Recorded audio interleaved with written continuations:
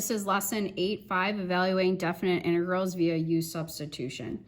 Okay, so this is our last lesson, guys. Thank God, because this has been pretty rough trying to learn, but just stay with it.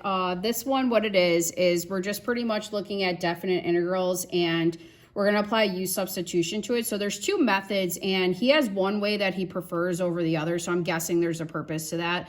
So on the first example, I'm going to show you both ways. So here are the two methods. The first method is you can find the antiderivative in terms of x and then apply the first fundamental theorem of calculus using the x limits of integration, okay?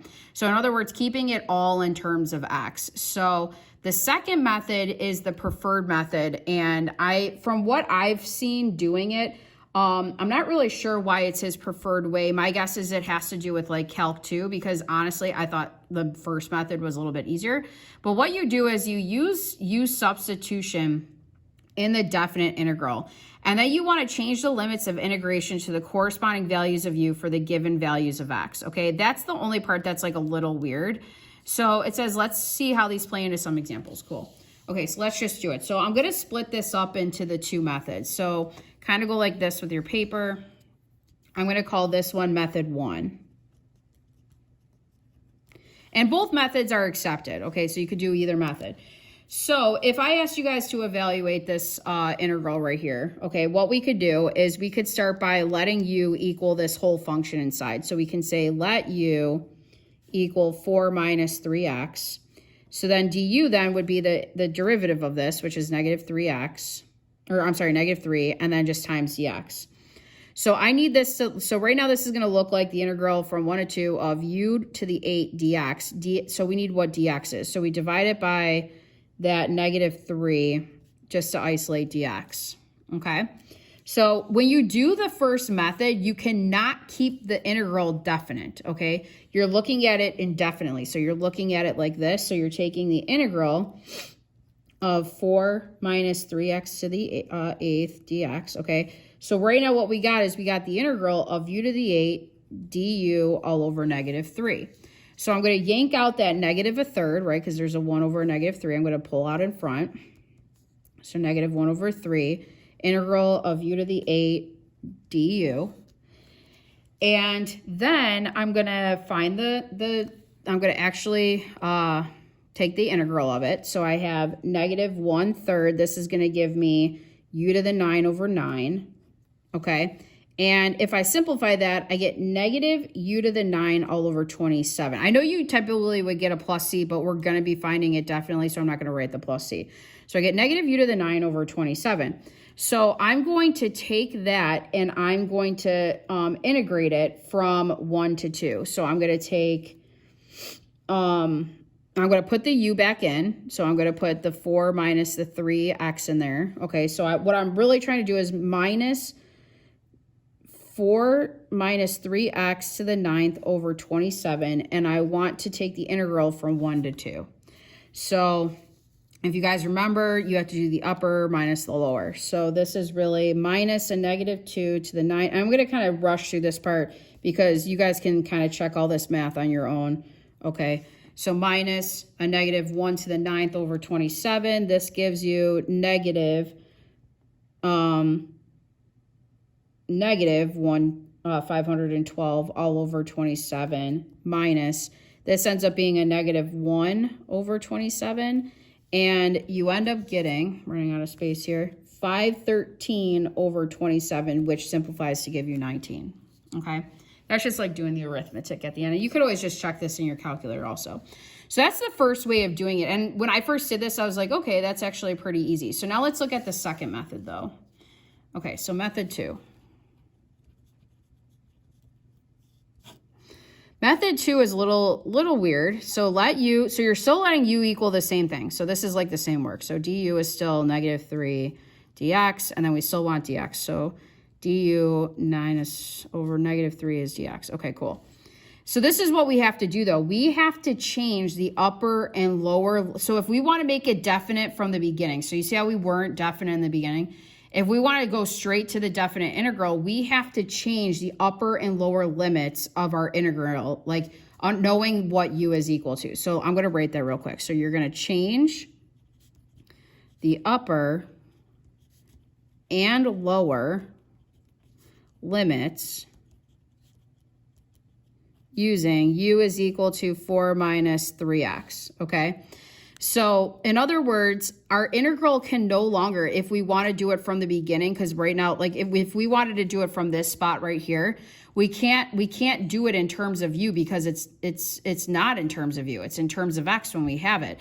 So what we have to do is we have to evaluate it. So knowing that x is from 1 to 2, right? Like it's going from a 1 to a 2.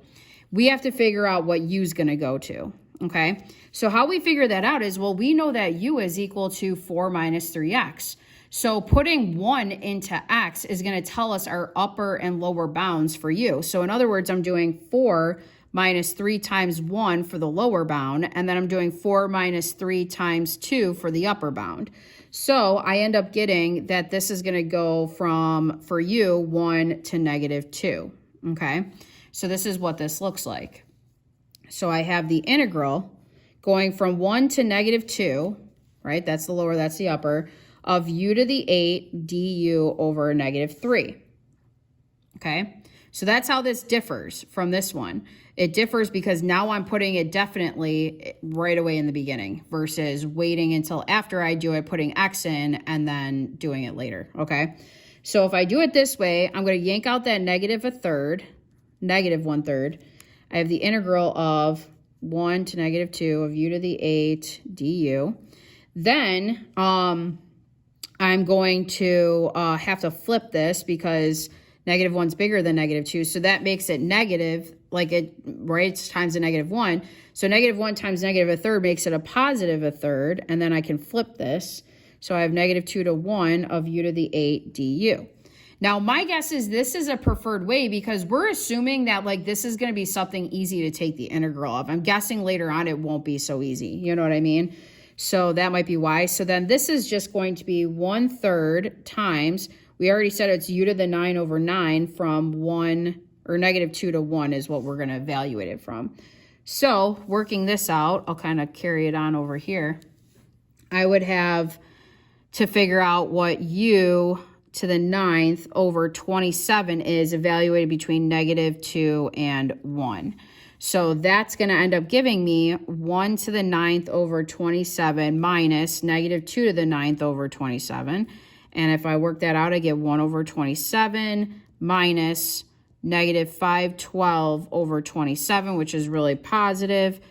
513 over 27, or again, is 19. So both methods give you the same answer.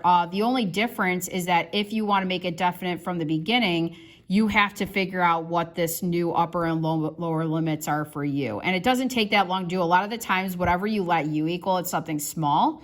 So u should be very, very easy to figure out, and then you can just kind of take the integral right away.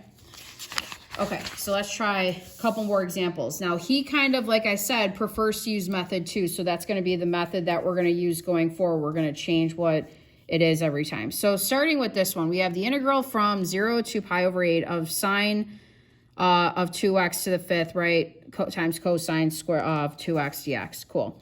So we're going to let this equal that sine of 2x. So let u equal sine of 2x. So then du is going to be the derivative of sine of 2x is cosine of 2x times the derivative of 2x, which is 2. So you're going to get 2 cosine of 2x dx. All right. So then I need this to have the cosine of 2x dx, which is perfect. I just don't want the 2 in there. So I'm going to divide out the 2 on both sides. So d over 2 is equal to cosine of 2x dx. And then there you go. I can see it right there. That's going to be perfect.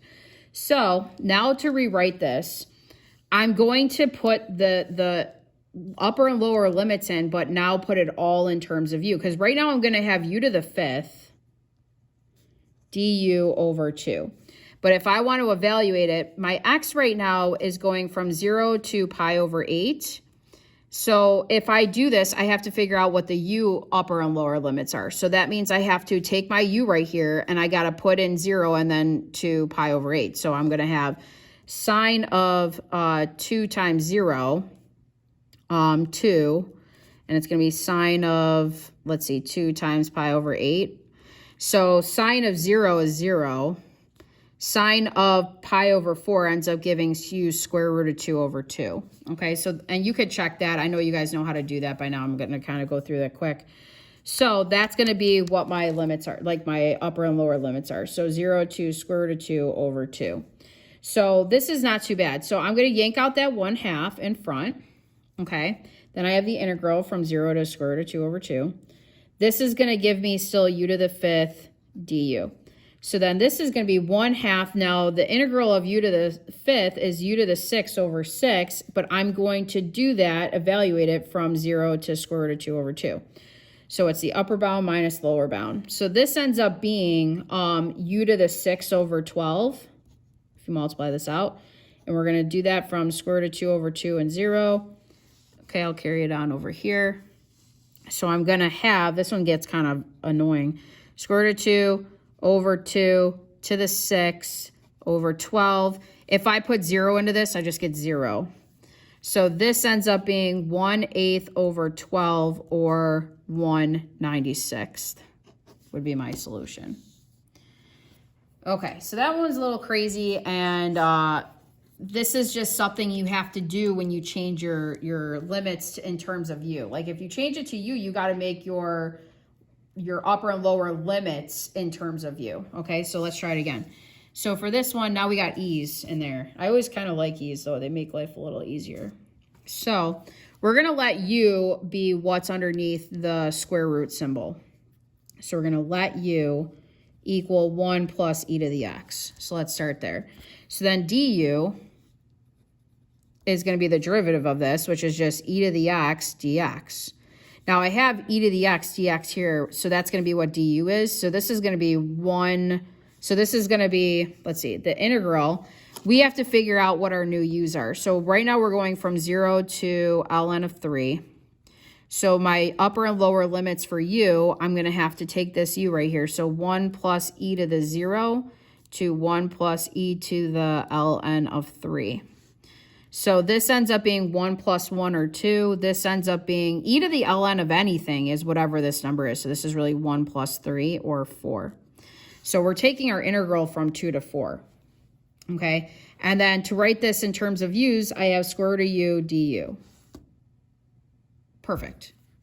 Okay, so this is going to be the integral from 2 to 4 of u to the 1/2 du. And if you think about what happens when we do this, this is going to be, well, we can actually kind of figure this out. This is going to be u to the 3/2 over 3/2 from, we're going to evaluate it from 2 to 4. I'm going to flip the bottom, like I'm going to flip it and multiply it. So I get 2/3 u to the 3/2, and we're going to go from 2 to 4 with that.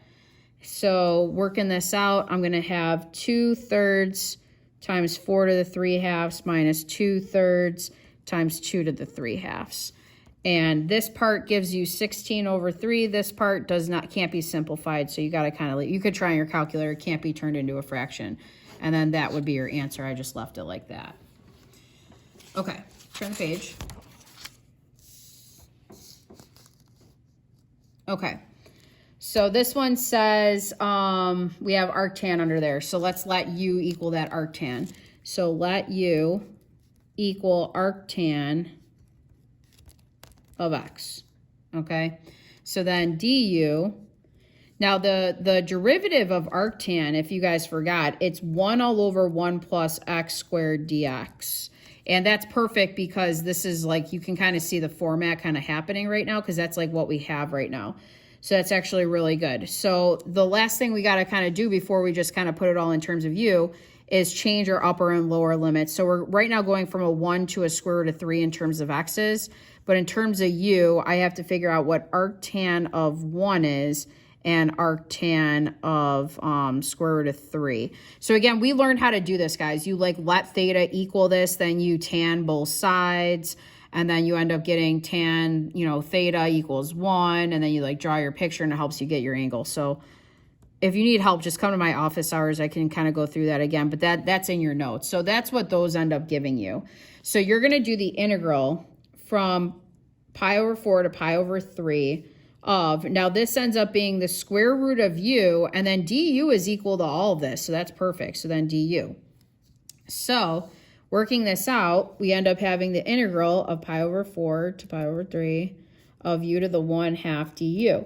And we just did this on the previous page. So you end up getting 2/3 u to the 3/2 evaluated from pi over 4 to pi over 3. So this is going to give you 2/3 times pi over 3, right, upper limit first, to the 3/2, minus 2/3 pi over 4 to the 3/2. And we just leave that as our final answer, okay? So then example 5, and by the way, guys, make sure on the exam that you just do this. Like, they don't even need you to simplify. Like, don't bother simplifying at all. It's not really relevant. They just want to know that you know the calc. You know, like, that's all they care about. Okay, so the rest of these are kind of like multiple choice AP questions. So I think it's kind of useful to look at, even though I know we don't have any multiple choice right now that are going to happen on our current exam, but let's try it. So it says, if the substitution u is equal to square root of x minus 1 is made, the integral this would be equal to what? So they're giving us what u is going to be. So in other words, pretend we have like let u equal the square root of x minus 1. So in here we have an x, so we have to solve this for x as well so that we know what we can sub into there, so what like x is in terms of u. So if we solve this, we could square both sides like so. And then we would have u squared is equal to x minus 1. I would add 1 on both sides. I get u squared plus 1 is equal to x. That's where they're, I don't know if you can see it on the bottom. That's where those are coming from. It's like what x is equal to. So we have what u equals. We have what x equals. Then let's look at what we're going to do with like that dx, like, because we need to know what dx is. So if we look at du then is going to be the derivative of this. So you guys got to think in your head. This is really x minus 1 to the 1/2. So you put the 1/2 in front, and then it's going to be x minus 1 to the negative 1/2. So this ends up giving you 1 all over 2 radical x minus 1 dx, okay, when you take the derivative of that. So we don't need it to look like this, though. We have to kind of change the way this looks, because we want it the square root of x minus 1 is like kind of like what we want it to look like. So in other words, I need it to be this times du. So what I did first is I multiplied both sides by 2. Like, I got the 2 out of there. Well, technically 2, like, multiply this by both sides. So you would have 2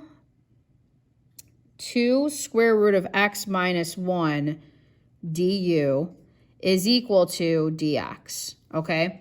And we're not done, because the square root of x minus 1 is what we called u. So 2u du is what dx is equal to. Okay, so then if you go up to this right here, the other thing that we have to do is, if you notice, some of them are 2 to 5, some of them are 1 to 2. Well, how are they getting 1 to 2? Well, if we have this all in terms of u, we have to change our upper and lower limits. And that's going to help eliminate a lot of examples, actually, like a lot of choices. So if right now x is going from 2 to 5, okay, u is going to be whatever the square root of 2 minus 1 to the square root of 5 minus 1 is going to. So this is really 1 to 2, okay, right? Because this is really square root of 4 or 2.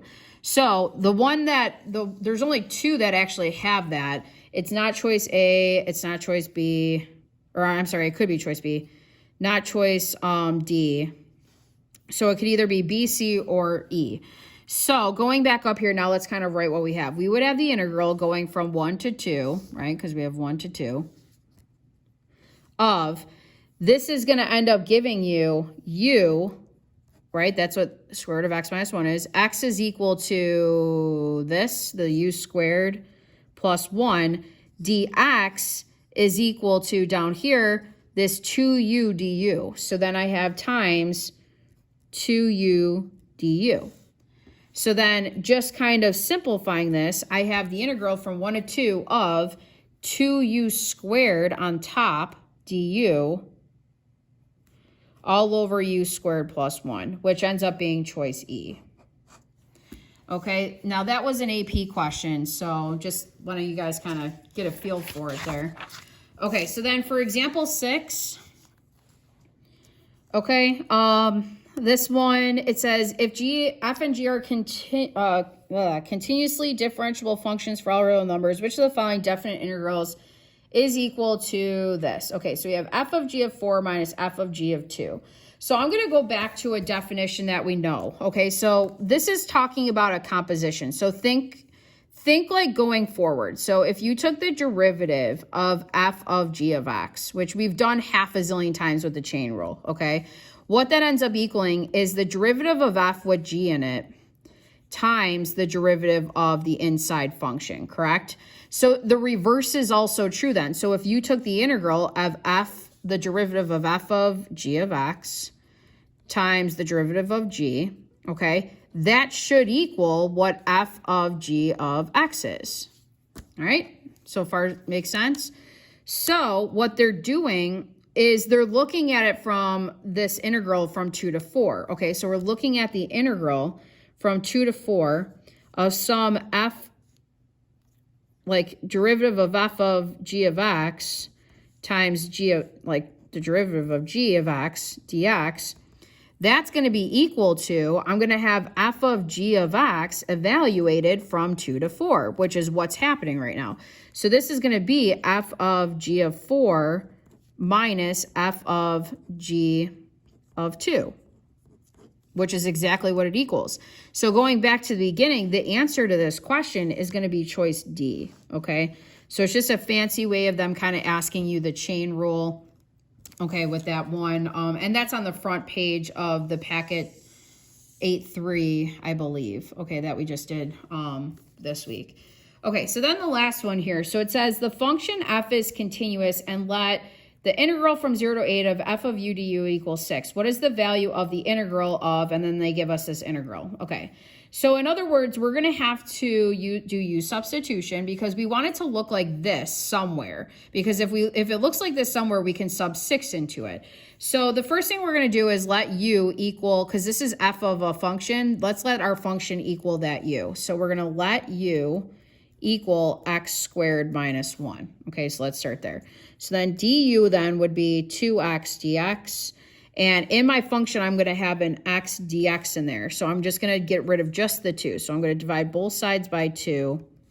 And then I'm going to have x dx like I want. I want x dx. So where that is, I'm going to be able to put this, okay? Then I want to figure out my new upper and lower limits. So if my x went from 1 to 3, my u then is going to be, let's see, it's going to be 1 squared minus 1 to 3 squared minus 1, or 0 to, this ends up being 9 minus 1, or 8. So right now I'm going to have that, I'm going to have the integral from 0 to 8 of f of u du over 2, right? That's what I have going for me right now. That's what I'm turning this into, okay? So I see something familiar. I see this. The only thing I got to do is yank out that 1/2. So this is really 1/2 times the integral of 0 to 8 of f of u du. So we know that this right here equals 6. So it's half of 6, or 3, and that would be your answer. Okay, guys, that's it. That's everything you need to know for the year. So I posted all the lessons that they are not testing you guys on. So you might just want to like browse through it. I know you're not being tested on it, but I mean, you might need it for next year. So then at least like you'll have this Schoology page and like these notes to look at if ever you get stuck on like Calc 2 or whatever. And that stuff, by the way, that they are skipping is in Calc 2. So I'm thinking like they think that they're going to be able to make up that lesson or those lessons in Calc 2 for colleges next year. So just keep that in mind that you guys have all this available to you, okay? Thank you so much, you guys. Honestly, this has been awesome, and you guys are great. So we're going to get into review now for the next couple weeks, and we're going to start reviewing on April 20th. I'll start giving you guys some review packets, okay? Thank you.